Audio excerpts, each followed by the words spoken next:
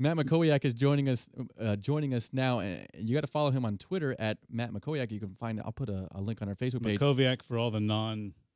He's a brilliant Polish, man. I talked to him, but just don't take his advice when it comes to the fantasy draft. He's a Steelers fan, so he probably picked Ben Roethlisberger first round, and He's I probably don't a advise Romo that. hater too. So Mackowiak is M as in Mary, Ackowiak. He is from Austin, right? And you're Yep. And let's see, were you University of Texas? What track were you?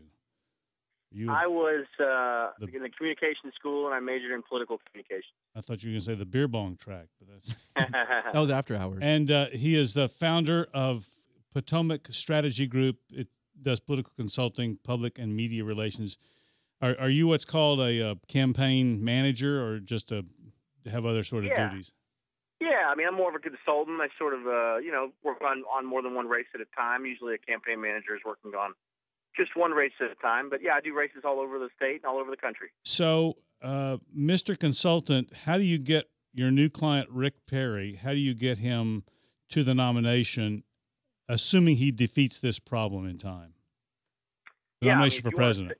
If you want to set the indictment aside, I think, first of all, I'd say that I think Governor Perry's team has done a pretty good job, really a quite masterful job over the past 12 months of repairing his image after the damage that was done in the first presidential campaign. Mm-hmm. He really became sort of a laughingstock, and since then he's been deliberate. He's been traveling the country. He's been giving speeches that have gotten a great reception. He brought on new advisors. He's traveled internationally. He's clearly boning up on policy in a way that he hadn't before, particularly as it relates to federal issues and international issues and national security issues. So setting that aside, he's really done a lot of good for himself over the past 12 months. Your question about the path to the nomination is complicated because we're going to have the strongest Republican field for president probably in my lifetime, certainly since 1980. And so Governor Perry could do a great job and run a good campaign and not make mistakes and still finish third or fourth. I think the challenge for him is how does he position himself? And I think the best way for him to position himself is to be the governor of the most successful economic engine of all the 50 states, mm-hmm. and the person that can unite the conservative base that wants a conservative nominee with the establishment side of the party that wants someone who can win the general election and who is something of a mainstream Republican. And as I look at the field of all the potential candidates, Rand Paul, Chris Christie, Jeb Bush, Scott Walker, Ted Cruz, Perry operates in a space where he can really kind of unite the party, perhaps. He may be best positioned to unite the party if he's the nominee. And so for him, he's got to find a way to survive Iowa. If he could win Iowa, that would be huge. But if he could just survive Iowa, I think there's a good chance as a Southerner, as a governor, he could win South Carolina and be on his way to the nomination. Now that sets the indictment issue aside. As long as he beats that, if he were somehow convicted, that would obviously prevent him from being able to run. So how do we look at this? Do you think the Perry team expected this to come down? Did they expect it at all, or because when I look back at all the politicians, I always think, man, everybody's got a team behind them. They'd be stupid if they went into election season or even in their office without a big team behind them saying, hey, can I go do this? Can I get a green light for that? Because I want to make sure there's no backlash like what we're seeing right now with Governor Perry. Did he not have a team that was there, or did they give him bad advice, or they did the right thing and this is just a personal attack on him?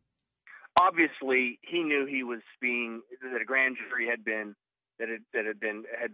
put together to investigate this, that a special prosecutor was presenting evidence to a grand jury. So surely he knew there was a mathematical possibility that an indictment would be brought.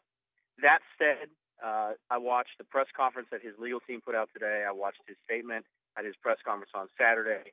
And having talked to some folks on his team, I can tell you that they were very surprised, very angry that this indictment was brought. And, there's a couple points here I think that are important. First of all, the most interesting thing to me is you have two lawful actions that the governor took. First of all, as the governor of Texas, he can call for the resignation of anyone who serves in the state.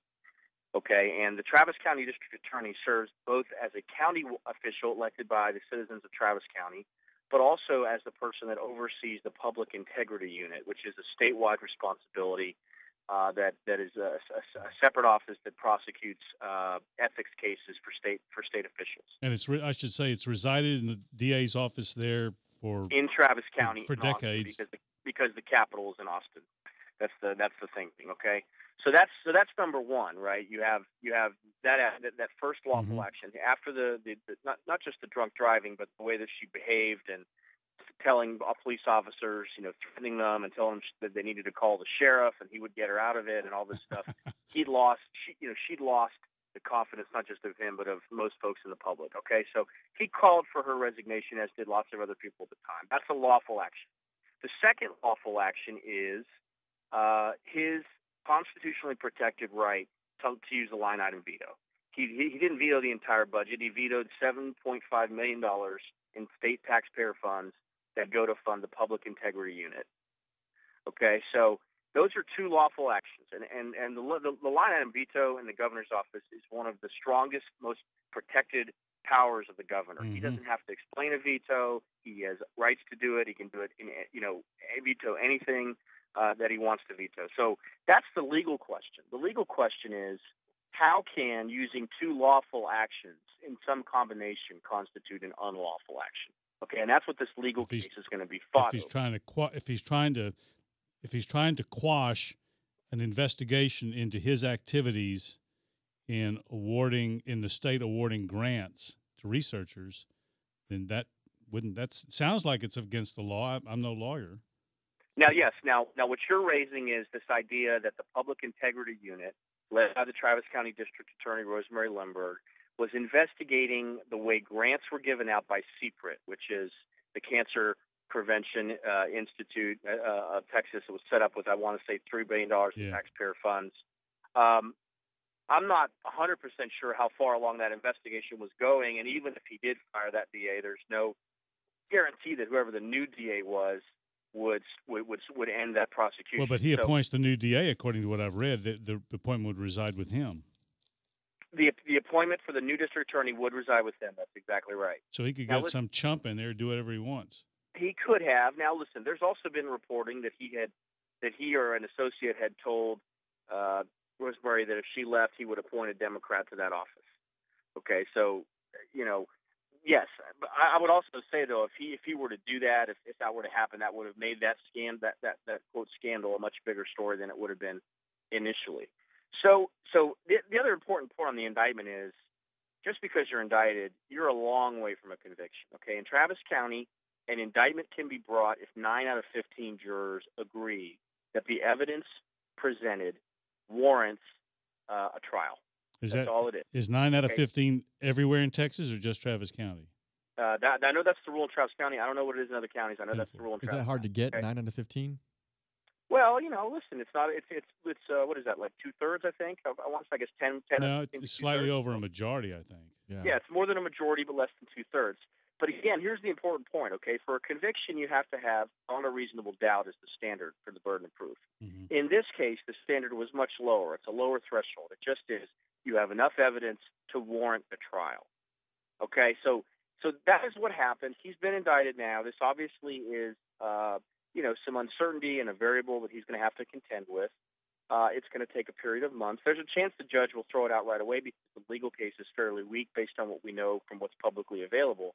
Yeah. So we'll see. The other thing I'll say is his lawyers said today that the governor, just because he's governor, doesn't mean he doesn't have First Amendment protections. And this is one of the most interesting legal arguments I think that will be made. So the point is, where does that come from? Because he's indicted not for what he says, but for his actions. Well, no, that's the point, though. The point is that what he said, that the prosecutors are saying what he said was that he threatened to veto unless she resigned, right? So that's the argument. And their argument's going to be, well, he has a First Amendment protection to free speech. I'm telling you, they brought it up several times in the press conference. I assure you that's going to be one of their legal arguments. But even more than that, you have two charges here. You have a first-degree felony, which is misuse of public office, which I think is there's a very weak case for that charge. The third-degree felony, coercion of a public servant, there's probably a better case for that charge. But again, the question comes back to, if you have two lawful actions, what is it you're coercing the public servant to do? usually in these cases, right, where there's an indictment of an elected official, there's something about personal benefit, a bribe, money, something else, right? So it goes to your point about this secret investigation. If they can prove that that was what he was trying to do, was to end that investigation, then yes, the governor would be in legal trouble. I don't think they'll be able to prove that. We didn't ask you this. Can you hang around for a little bit longer? Sure. All right. Mac Mackowiak is a Washington and Austin-based political and communications professional. He was on Fox News over the weekend. We're talking about Rick Perry. Poor old Rick Perry. He got himself indicted. Now what's that mean? And is it legit? It's hard to understand and break it all down, but we got the smartest guy to do this for us, so stay with us. You said that of the last guy we had. No, I didn't. You said he was the smartest guy. I only said that so he could tweet us. This guy's legit. Sorry. We'll talk about it with him up next on 710 KURV. Mac Mackowiak is with us. He is a Washington and Austin political consultant, a messaging consultant. We're talking about Rick Perry's indictment last Friday on, what do we call them? I was going to say corruption charges because that's what we use down here is just a catch-all because that's what happens in the Valley. Well, yeah, down here. So what would you call him? He got indicted for, Mac Mackowiak, what would you say? You probably would call it abuse of power, and that's actually one of the interesting things is that both sides are saying the other is abusing their power. Yeah. You have the governor and his legal team saying the prosecutor abused his power in bringing this indictment, and you have the prosecutor saying that the governor violated 2 felony statutes, one public misuse of state office, and then the other coercion of a public servant, which were first and third degree felonies, respectively. Now, if you think I'm wrong about the predicate for this, you just say so because it doesn't hurt my feelings. But what I think we're going to hear some of is this is about Rick Perry's attempt to shut down an investigation into his cronyism. We may even hear pay-for-play stuff. The cronyism, the abuse of his office in funneling money to his state money to his political buddies through this CSPRIT thing, and he's been trying to shut this thing down. Someone said to me that the Attorney General sits on the I call it CSPRIT board, but he never showed up for anything. I don't know if that's true or not. And that this also has the potential to slop onto Greg Abbott's lap. What do you think about all that? Here's what I'd say.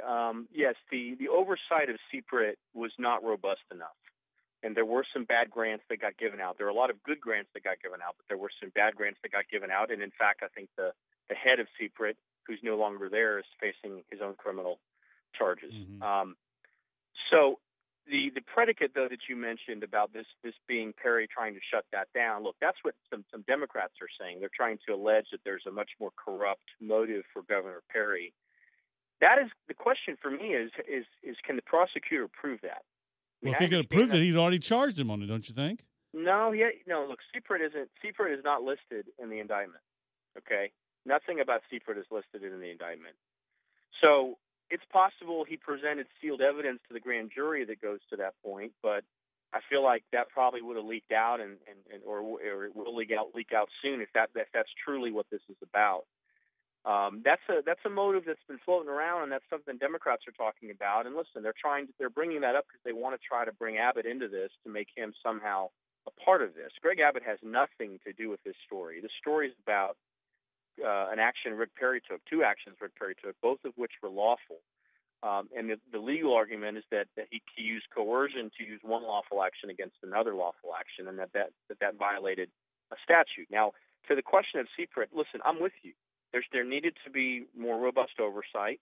Yes, Greg Abbott sits on that board. Yes, I'm not sure he made every meeting. I don't have all the details on that. I know he missed some meetings, but he's not the only person that missed meetings. And in fact, to my knowledge, I know he sent representatives on his behalf. As you might understand, the Attorney General of Texas is a very, very busy job, and particularly so as he's been more active in suing the federal government and representing the state of Texas in lawsuits than any Attorney General in Texas memory and maybe in the country. Thank you very much for your time. We should tell people your Twitter handle is @MacMackowiak. Matt.